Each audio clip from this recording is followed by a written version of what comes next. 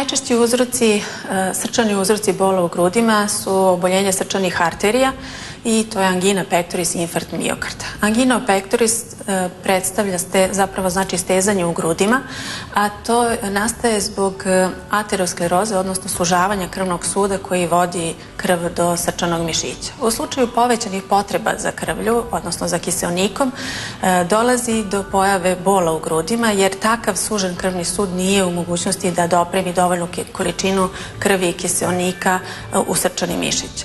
Bol se tipično manifestuje bolom iza grudne kosti i široko u levoj strani grudnog koša, a širi se tipično u levo rame, levu ruku i ponekada i u vilicu.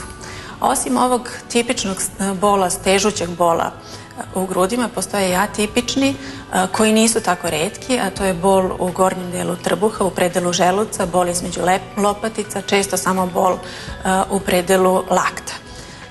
Ovi bolovi su često praćeni zamaranjem, nelagodnošću, a kod dijabetičara je moguće da potpuno izostane bol i samo imamo osjećaj gušenja i pojačanog zamaranja.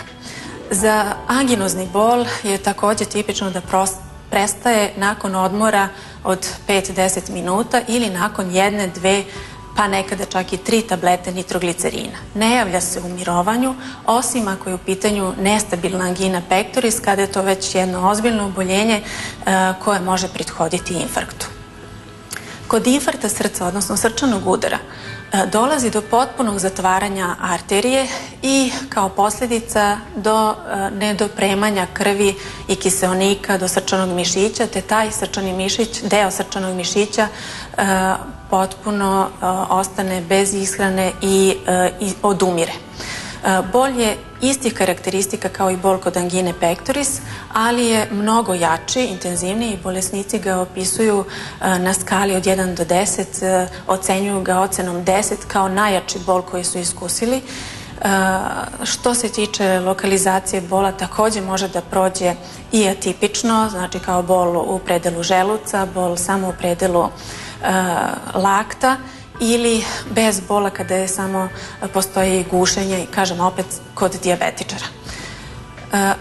Bol po pravilu traje duže od pola sata i nekada i više sati i praćenje malaksalošću, preznojavanjem, jako lošim opštim stanjem i pacijenti je neophodno da se jave ako bol ne prolazi posle 3. tablete nitroglicerina ili je to prvo iskustvo ovako jakog snažnog bola, da se jave odmah službi hitne pomoći koja će naravno na osnovu anamneze da odreaguje, da pregleda pacijenta i EKG-om se praktično dijagnostikuje da je u pitanju infarkt srca.